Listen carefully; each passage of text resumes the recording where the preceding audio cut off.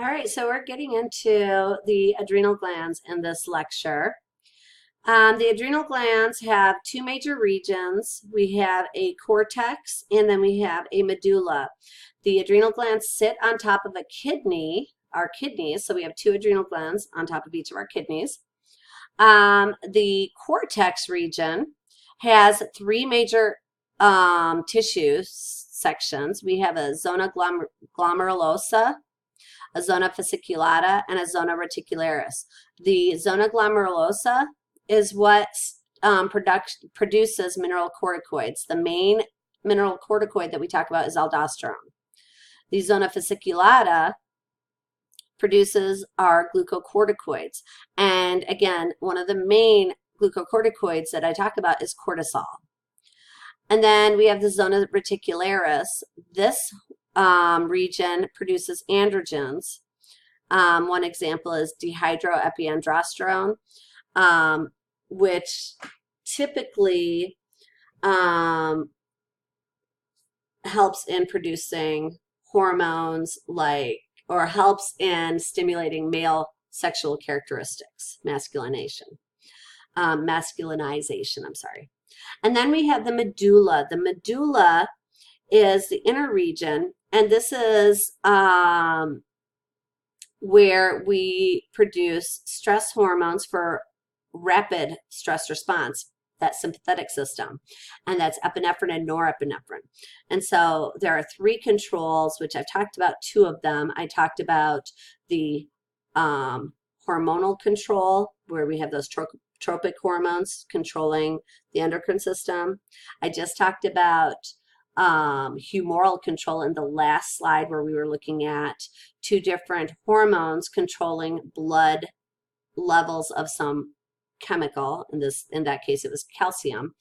A third control mechanism is neural control, and the only example of neural control is the sympathetic nervous system. When something happens, like say you're driving a car and a deer runs out in the road and you have to slam on the brakes and you get that rush of adrenaline, that is stimulated by the hypothalamus telling the medulla of the adrenal gland, so the adrenal medulla, to secrete epinephrine and norepinephrine. And those together are your adrenaline rush that you get.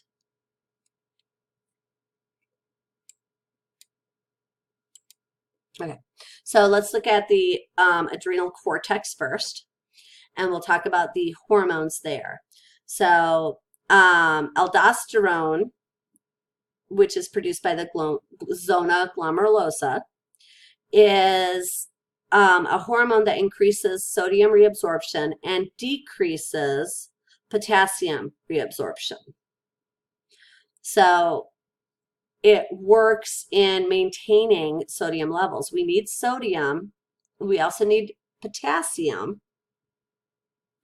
But the amount of sodium in our body has to increase if our blood pressure levels go down, because when you have sodium moving in, water follows sodium. If you have you need sodium for muscle contractions. You need sodium for nervous impulses. We also need potassium. Potassium is one of our most common intracellular ions. And so we don't want potassium outside. We want potassium inside. So if there's a lot of potassium outside in our blood plasma, that is going to get released from our body. Then we have cortisol, which I talked about as the most common glucocorticoid. This is a stress hormone. It helps to maintain glucose levels, and it stimulates metabolic activities. So when you think of cortisol, think of a long-term stress response. Every day we have stressors that are put on our body. Walking is a stressor on our joints. Think of that. Coming to class, learning, memorizing, that's stress. exercising is stress. But then we have some things that are long-term stressors like bills, finding the money for bills. That can be a long-term stressor that can really cause problems. Not having enough sleep because you're in a medical program like the radiology or the dental hygiene program or respiratory therapy or nursing program. That causes long-term stress. Sickness can cause long-term stress. And that's when you're going to release more cortisol to help you increase the amount of glucose in your blood so that you have that glucose for energy so that your body can keep going. Androgens, so which are produced by the adrenal medulla, we talk about dehydroepiandrosterone. The main androgens, so dehydroepiandrosterone, is composed mainly, or is typically a form of testosterone that is released, and we both females and males secrete testosterone from their from their adrenal gland. So females have testosterone in their system too, but males have more than females do. Also, some of the androgens are estrogens. Some of the hormones are estrogens, and they are produced in both males and females again, but more in females. So males do have a little bit of estrogen in their system. These help in producing secondary sexual characteristics as well as sex drive in both males and females.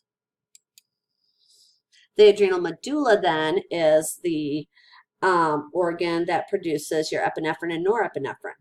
Epinephrine and norepinephrine function in the sympathetic system in your fight or flight response. So we talked about that last semester. Fight or flight is how we stay alive. So think about it.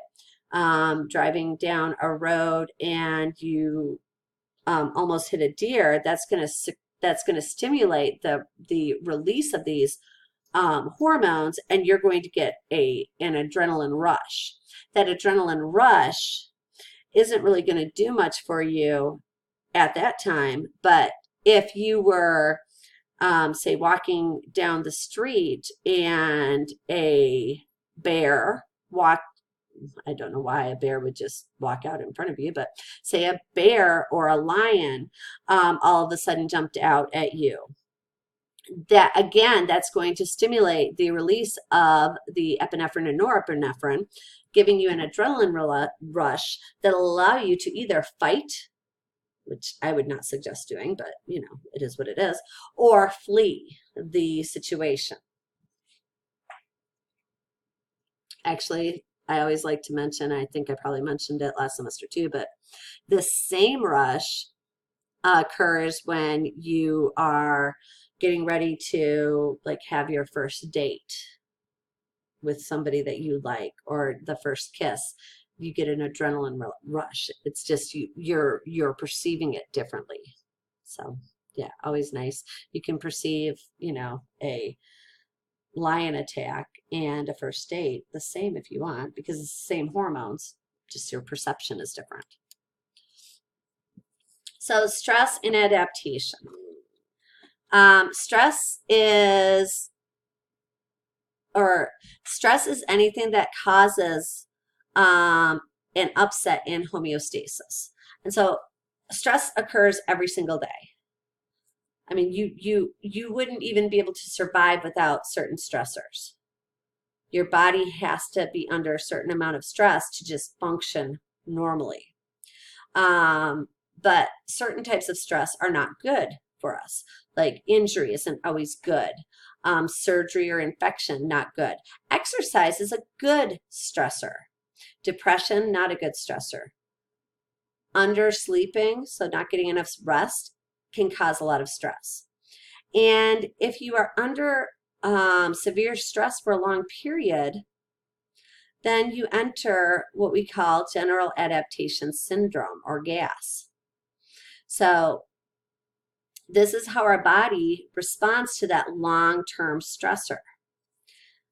So initially, so there's 3 stages, and the initial stage is the release of those adrenaline hormones, epinephrine, norepinephrine. And that's in that alarm stage. So this is where maybe you're exercising and you're releasing those hormones and your body is being stressed, but you're actually doing something good for your body, right? If you over exercise, so I'm talking about someone who maybe has an addiction, and so they exercise 6 or 8 hours a day because maybe their addiction is they think that they are overweight even though they're not. So think of people that have anorexia nervosa. That would be an example of someone that might have an exercise addiction. If you're exercising that long consistently on a daily basis, this can move you into a stage called resistance. So this is where you no longer have glucose in your system. So we have glucose storage. We have the glycogen stores in our muscles and in our liver. But if we use all of the glucose, then we will move into the resistance phase. So we can move into a resistance phase if we are under too much stress for too long of a period. And in that case, we're going to start releasing our glucocorticoids or cortisol. Cortisol is our long-term stress hormone. So what cortisol does is it increases the amount of glucose in our body by breaking down proteins. Think of the antibodies that are in your blood. So it breaks down antibodies, might break down fat, might break down tissues to make more glucose. And then it has a glucose sparing effect as well. So it only allows certain organs to use the glucose, because we have certain organs that can only run with glucose. Specifically, our nervous system only uses glucose for energy. Our muscles can use glucose, they can use fat, they can use protein for energy, but our nervous system only uses glucose. All of our systems want glucose, but there are certain systems that have to have glucose. So alarm stage is not going to last that long. It typically lasts for a few hours. The resistance stage takes over if we are stressed for too long. And that's going to be a stage that we can stay in for weeks, days, weeks, months. Sometimes we might be in the resistance stage for a year.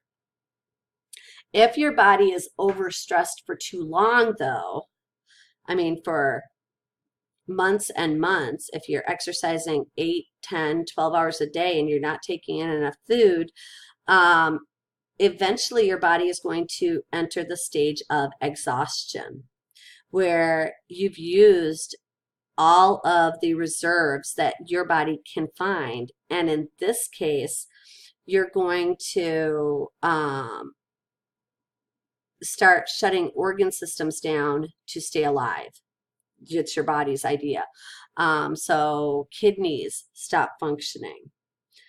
And that's usually the organ that is first to go. And when the kidneys stop functioning, that causes a lot of other problems, including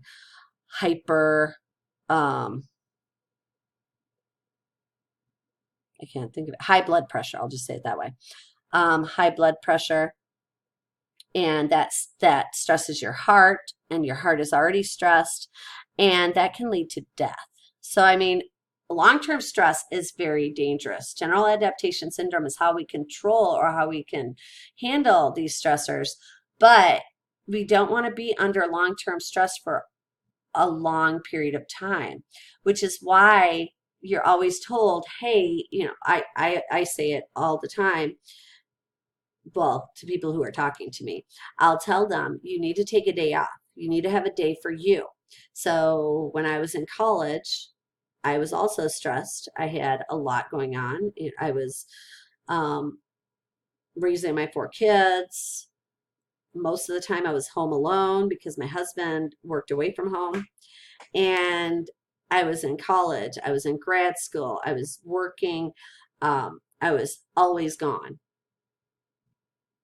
And for a while there, I wasn't getting any sleep. I was staying up till 2 in the morning, getting up again at 5, and just working so that I could take in all the information. And I got to the point where I just almost had a breakdown. I was like, I can't do this. So we decided that one night a week, no matter what, I was going to not work. And so I'd come home on Fridays, and at 5 o'clock, when I got home, I would not work. I would not do anything. I would sit, and typically by 7 o'clock, I'd be sleeping.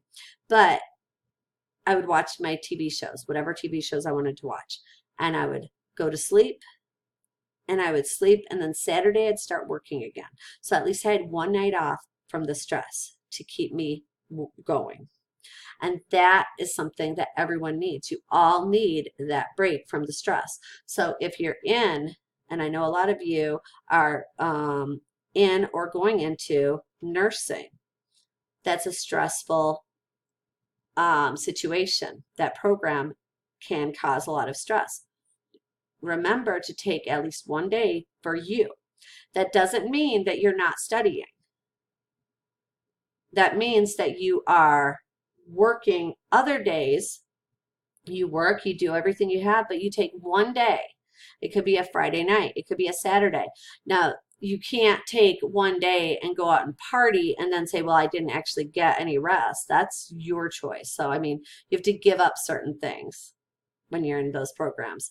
You want to rest. You want to recuperate, take in so that you are no longer overstressed. And that will help you. All right. Some disorders associated with the endocrine or with the adrenal glands. We have Cushing syndrome. Cushing syndrome is a disease where we have excessive amounts of cortisol being released. And so here's a picture of a little boy, and it's pretty famous. I think most of our books have the same picture. Here's the same boy with Cushing syndrome. This can occur if you're taking a lot of steroids. So anybody that has been on prednisone for an extended period of time, oftentimes they will gain weight. They will get that moon face. But Cushing syndrome occurs when you have an overproduction of hormone by the adrenal gland. This can lead to obesity, hypertension, diabetes, because again, you're producing a lot of excess glucose, hair growth, kidney problems, menstrual irregularities. Treatment would be the removal of the adrenal gland, but then you have other problems.